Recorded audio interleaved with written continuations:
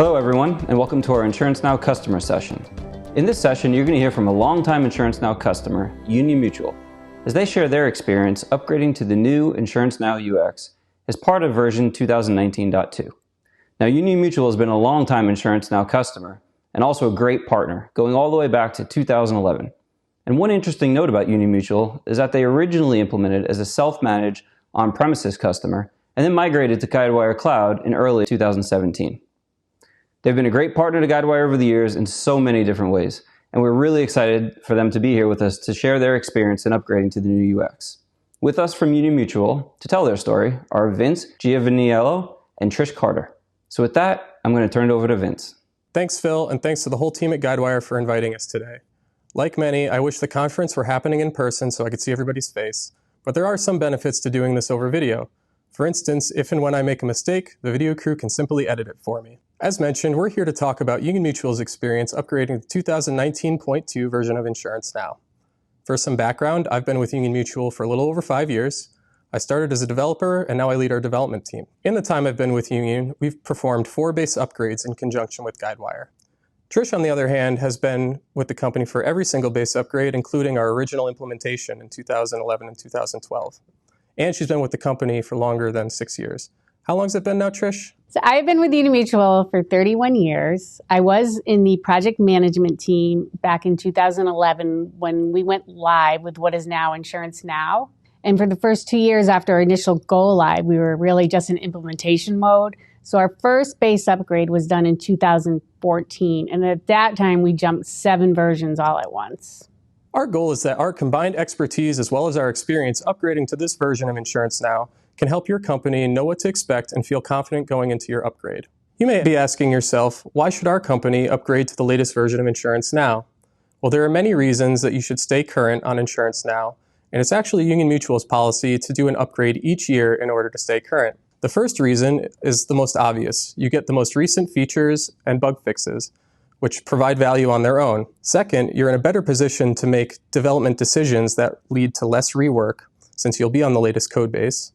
And third, it'll be less disruptive when you try to go live if you're doing fewer versions at once. The last 3 years, we've done our upgrades annually, and they've been a lot smoother because we've done them in incremental steps. One of the first things you'll want to be aware of when you receive your new upgrade is what is configurable within the new UI. A quick shout out to Jason Hill and the Guidewire team because this overhaul really is a great benefit over the older system. So I'm going to talk about 2 major features to begin with, the contextual actions menu and the side navigation tree. So let's talk about the contextual actions menu first. Going forward, I'm just going to call it the context bar. The context bar is the location of all the action buttons that your user can utilize to perform given actions within the InsuranceNow application. If you recall on prior versions, this lives in the lower left-hand side of the screen in an actions tile or actions pane.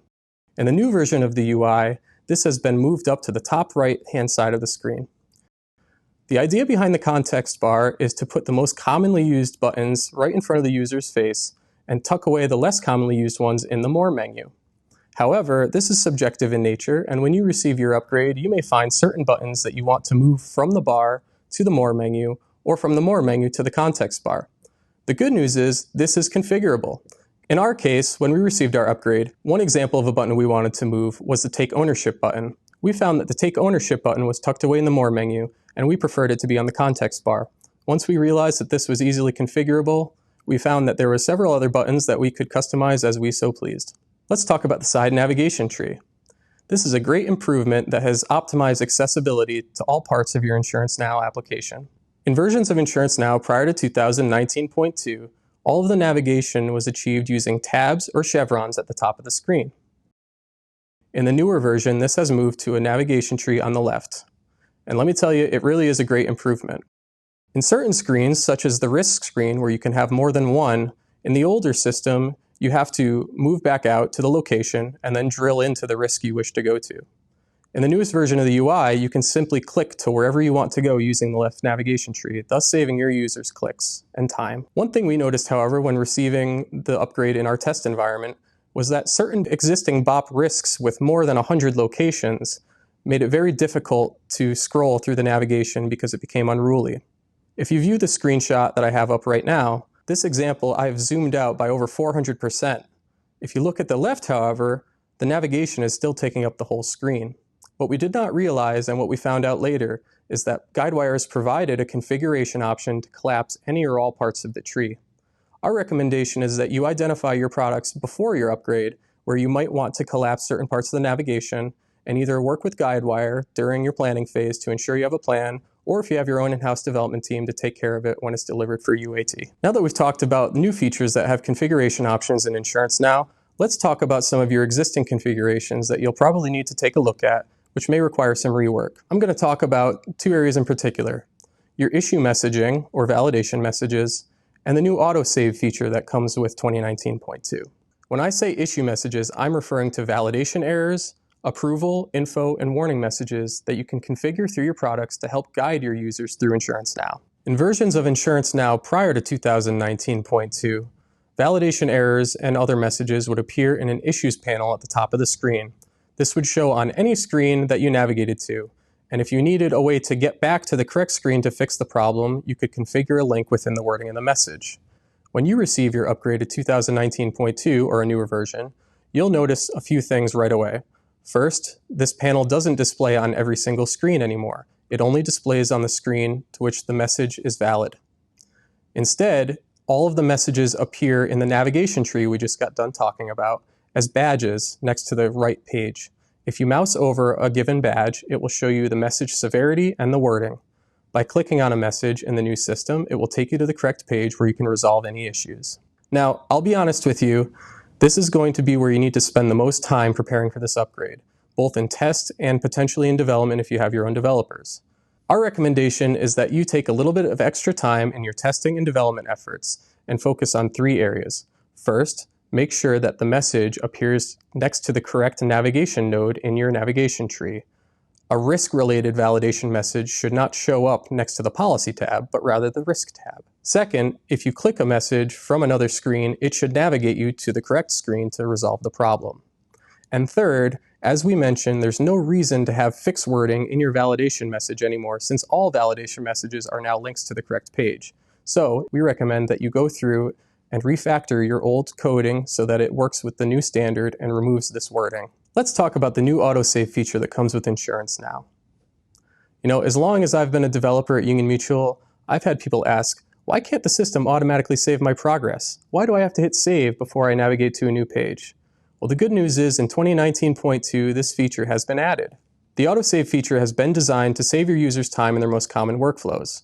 And while it's a great benefit, I do want to explain one consideration quickly. I want to be clear, this isn't a bug, it's just the other side of the coin, so to speak. To help illustrate the example, I'm going to give two quick use cases, and I'm going to pick on Trish. Let's say Trish is working through the risk screen. She finishes filling out all of her building questions, and she wants to move to another portion of the application. She clicks the next page tab, or whichever place she wants to go.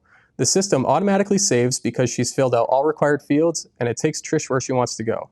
That's awesome. Trish has now saved one click, which adds up over time. Let's take a second scenario, however. Trish is halfway through filling out the required questions on the building screen when she receives a phone call. She needs to navigate away to another policy so that she can address the problem. Well, if she types the policy number in and tries to go, the system is going to try to save. When it realizes she has not filled out all the required fields, it's going to stop her and say, hey Trish, you're missing some required fields. So what does Trish do? Does she delete everything she's entered on the page so far? Does she finish filling out all the questions? She's got somebody on the phone, so she needs to be able to move away quickly. Fortunately, Guidewire has created a discard changes button for this exact situation. Our recommendation is that you take a little extra time testing your upgrade to come to a thorough understanding of the proper way to use the autosave. In some cases, use the manual save, and use the discard changes button in the rare occasion that you do not want to continue with what you're doing. Now that we've talked about the existing configurations you'll need to visit, let's talk about one new piece of development you may want to consider in conjunction with your upgrade. As many of you are aware, Guidewire is regularly releasing security enhancements as part of the upgrade process. In 2019.2, one such security enhancement has removed the ability to manually enter HTML when entering news banners. Now, the news banner feature allows you to enter news and announcements to your user base. In versions prior to 2019.2, you could embed inline HTML to help style your announcement and present a better visual experience to your user. You are still able to do this in the new version. However, this needs to be done with developers by creating news banner templates. This comes with an upfront cost of developing the templates, but provides several benefits. First, by creating a reusable template, you know that your content will have the same styling each time you post it. Second, it will save your users time entering news banners since they no longer have to sit through and try to figure out how to do their HTML styling. And of course, the most obvious benefit, you'll be increasing the security of your version of InsuranceNow. In addition to developing the new templates, we recommend that your company disables any existing news banners prior to go live. And in fact, when we went live this year, we saw some funny behavior because we had not disabled some of our old news banners. We'll send it over to Trish since she can tell the story better than I can.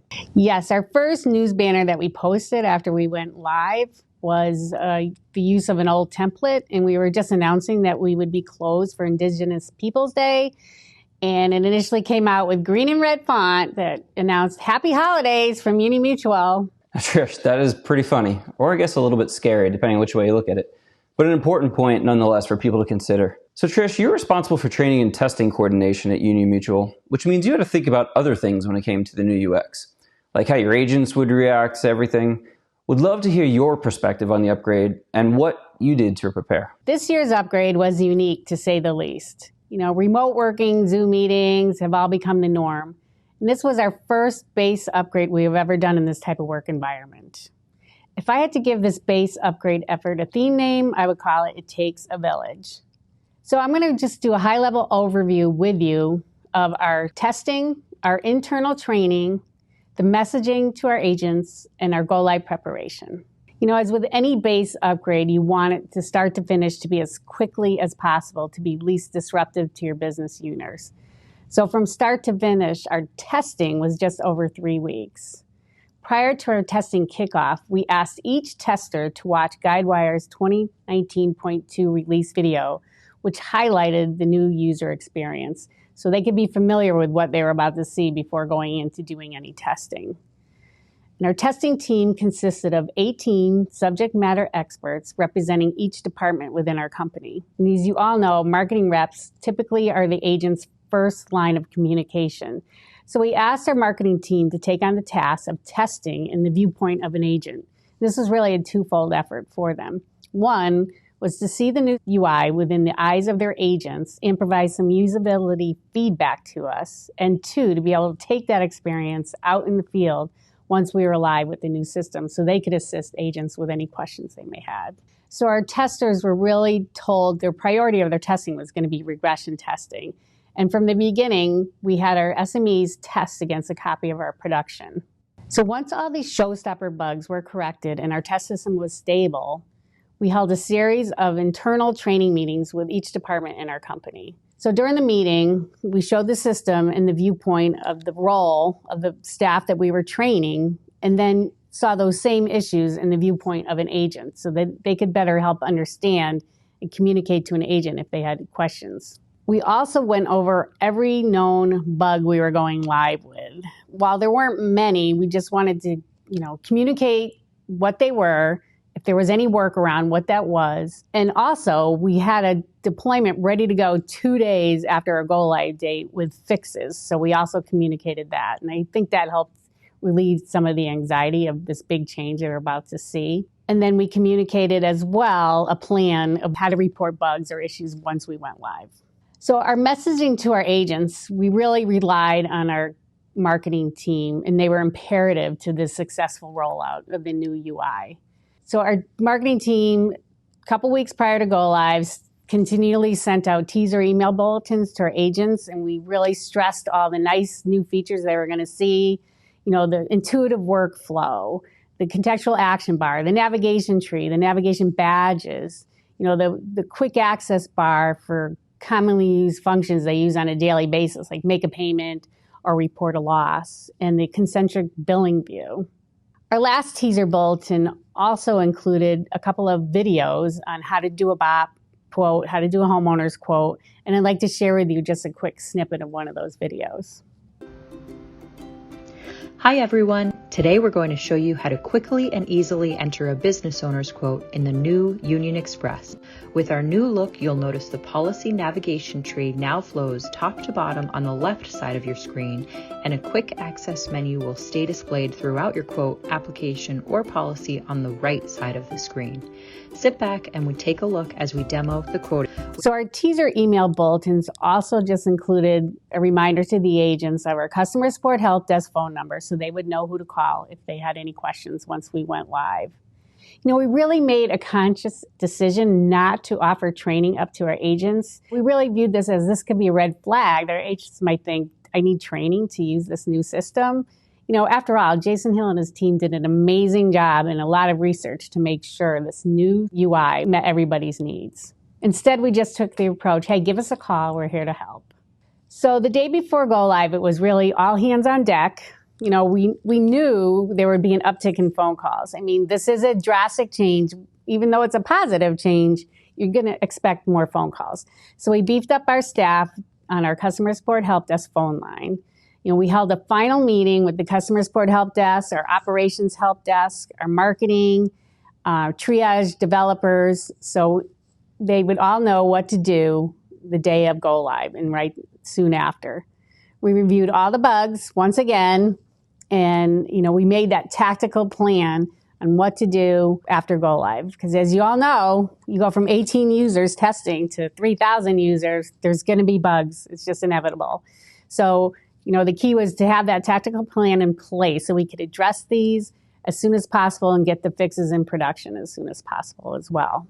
You have that one chance to make a really good first impression, and it was our goal that this would be a very positive enhancement to our InsuranceNow platform. So true, and such a great point about that first impression being a positive one.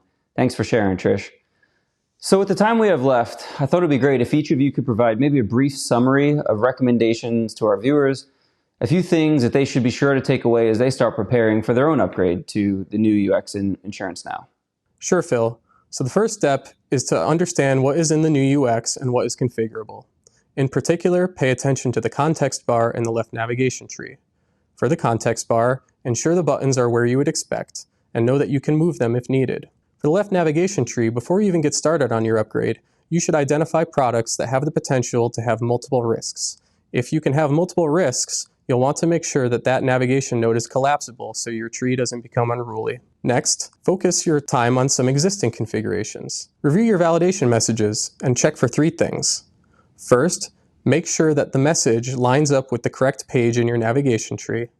Second, ensure that when you click that message, it actually takes you to the correct page. And third, check for any existing links within your message wording. Again, since every message is now a link to the correct page, there's no reason to have special links embedded in the message itself. Next, spend some time around the autosave feature. Make sure that you understand how to use the feature in all situations and how to use the discard changes button. In addition to those configurations mentioned, you may want to plan to develop news banner templates ahead of your go live. Additionally, you should make sure that you disable any existing news banner templates so you don't get funky behavior such as Christmas colors when you're talking about Indigenous Peoples Day. So my recommendations would include have your testers watch the Guidewire's 2019.2 release video of the new user experience. They did a great job, and it really will explain a lot up front before they even get in to do any testing. Also, when you're ready to go live, just let all your staff know what the known bugs are that you're going live with, if there's workarounds, if you have a plan to put these in production, and when. It would just help relieve some of the anxiety that may go along with this huge change. And expect that uptick in phone calls. I mean, like I said, it's a change. Some people's first reaction is to pick up a phone. So just get ready for that. Thank you both for being here and for sharing your upgrade experience with our viewers. Definitely some great takeaways to consider. And thank you to everyone who tuned in for watching. But more importantly, go and get your upgrade scheduled. Thank you.